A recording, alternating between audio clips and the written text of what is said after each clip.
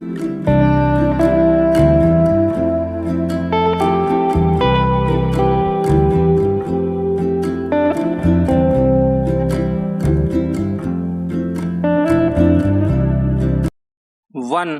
2 3 start. सज्जनों और देवियों, विगत 2 दशकों से मेरा संपर्क जहां तक कार्यालयीन कार्यभार का प्रश्न है, देश के विभिन्न भागों में कार्यरत स्वैच्छिक हिंदी संस्थाओं से रहा है। अतएव आज इस गौरवपूर्ण मंच से संस्थाओं और उनके इर्द गिर्द की बातों पर अपने विचार केंद्रित करूंगा।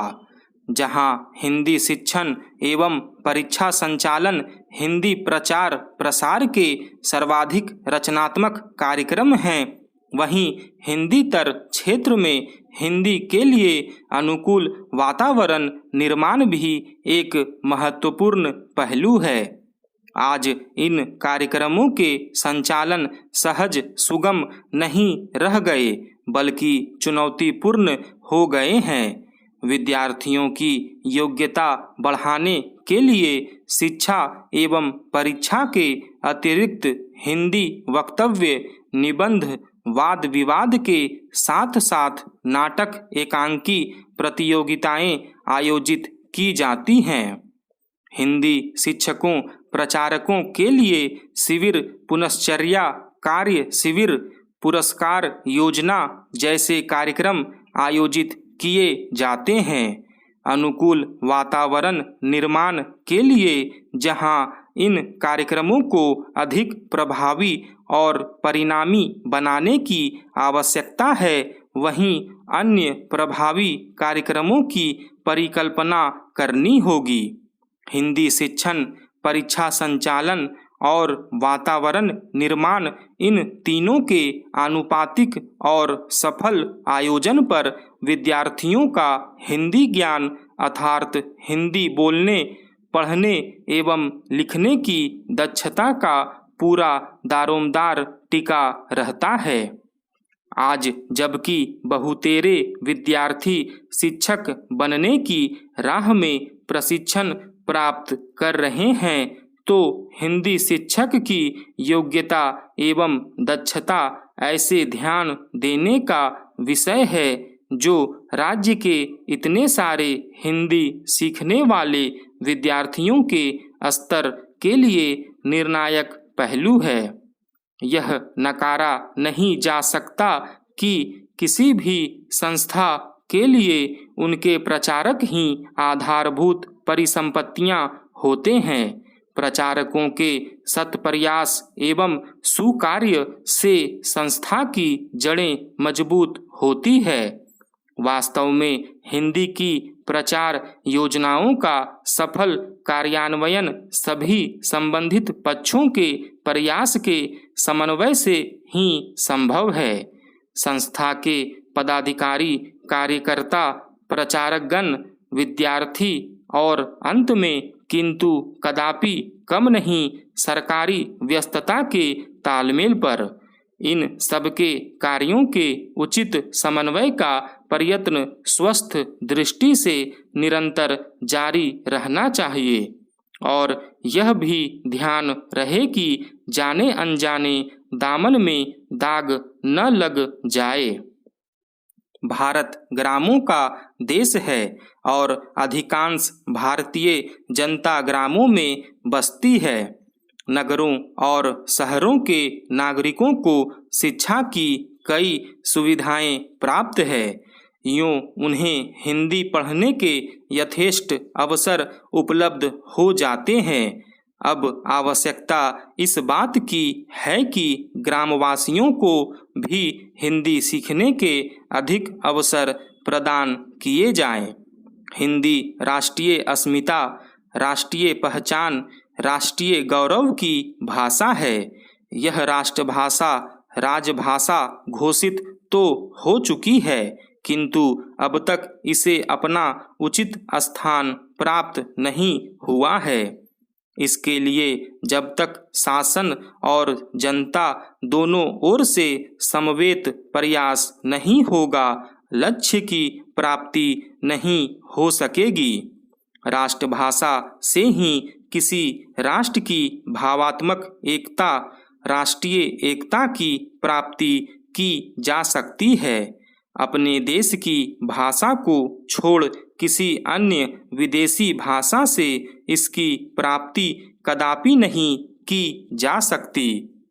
महोदय, कुछ लोग आज यह कहते देखे गए हैं कि राष्ट्रीय एकता अंग्रेजी के माध्यम से हो सकती है।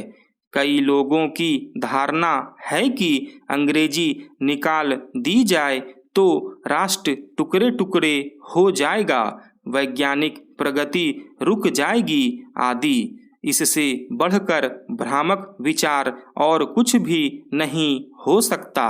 मैं अंग्रेजी की उपादेयता को नकार नहीं रहा, किंतु हर जगह उसका वर्चस्व हो यह स्वीकार्य नहीं हो सकता। किसी देश की भाषा के साथ उस देश की संस्कृति, विचारधारा और मान्यताएं जुड़ी रहती है और उन्हें प्रकट करने के लिए उस देश की भाषा ही सर्वसक्षम होती है। स्वतंत्रता के पूर्व राष्ट्रीय गौरव आम जनता को दृष्टि में रखकर किया जाता था। राष्ट्रीय एकता का अर्थ है करोड़ों भारतीयों की एकता, और यह एकता हिंदी से ही लाई जा सकती है, अंग्रेजी से नहीं। अंग्रेजी को बनाए रखने की नीति मानसिक दासता की द्योतक है। यदि हिंदी और भारतीय भाषाओं के विरुद्ध अंग्रेजी षड्यंत्र को विफल नहीं किया गया तो जनतंत्र एक मखौल बनकर रह जाएगा। हिंदी और भारतीय भाषाएं तो सहोदराएं हैं, उनमें आपसी कोई विरोध नहीं। उनका विरोध और संघर्ष तो अंग्रेजी के साथ है। जिस दिन क्षेत्रीय भाषाएं अपने क्षेत्र के प्रशासन, न्याय, शिक्षा आदि में स्थापित हो जाएंगी, उसी दिन राष्ट्रीय स्तर पर राष्ट्रभाषा, राजभाषा और संपर्क भाषा के रूप में हिंदी के स्थापित हो जाने का मार्ग प्रशस्त हो जाएगा।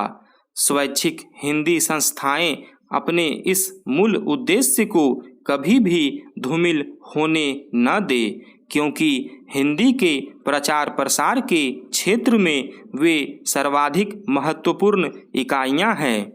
इस दृष्टि से मैसूर हिंदी प्रचार परिषद का यह कार्यक्रम श्लाघनीय है कि वह हिंदी के साथ कन्नड़ेतर जिज्ञासुओं के लिए कन्नड़ की प्रारंभिक और उच्च कक्षाएं एवं परीक्षाएं चला रहे हैं। अपनी दैनंदिनी में भी हिंदी के साथ साथ कन्नड़ में दिन और तिथियां दी हैं। इस तरह के छोटे किंतु दिन दिन के व्यवहार में राष्ट्रभाषा और क्षेत्रीय भाषा साथ साथ गलबहियां डालकर चलें, इससे बढ़कर सुखद स्थिति और क्या हो सकती है। और प्रिय स्नातकों, आज का दिन आपका है और कल का दिन भी आपका ही होगा। विगत महीनों और वर्षों में आपने कठिन परिश्रम कर हिंदी रत्न अथवा हिंदी प्रशिक्षण की परीक्षाएं दी हैं, उत्तीर्ण हुए हैं। आपकी दीक्षा पूरी हो चुकी है। अब आप समाज और राष्ट्र की सेवा में समर्पित हो जाइए। भारतीय भाषा, संस्कृति, उनकी रक्षा, उनका संवर्धन आपके हाथों सौंप दिया गया है। आप दायित्व का निर्वाह कर सकें, जीवन में सफलता पाएं, यही शुभकामना है। जिन्होंने हिंदी प्रवेश, हिंदी उत्तमा की परीक्षाएं उत्तीर्ण की हैं, वे और आगे बढ़ेंगे, पढ़ेंगे, यही आशा है। इस उद्देश्य की प्राप्ति हेतु स्वैच्छिक हिंदी संस्थाओं की विभिन्न परीक्षाओं को मान्यता प्रदान की गई है। अंत में इस गौरवपूर्ण समारोह में आपने मुझे आमंत्रित किया, उसके लिए पुनः धन्यवाद देता हूँ। स्टॉप।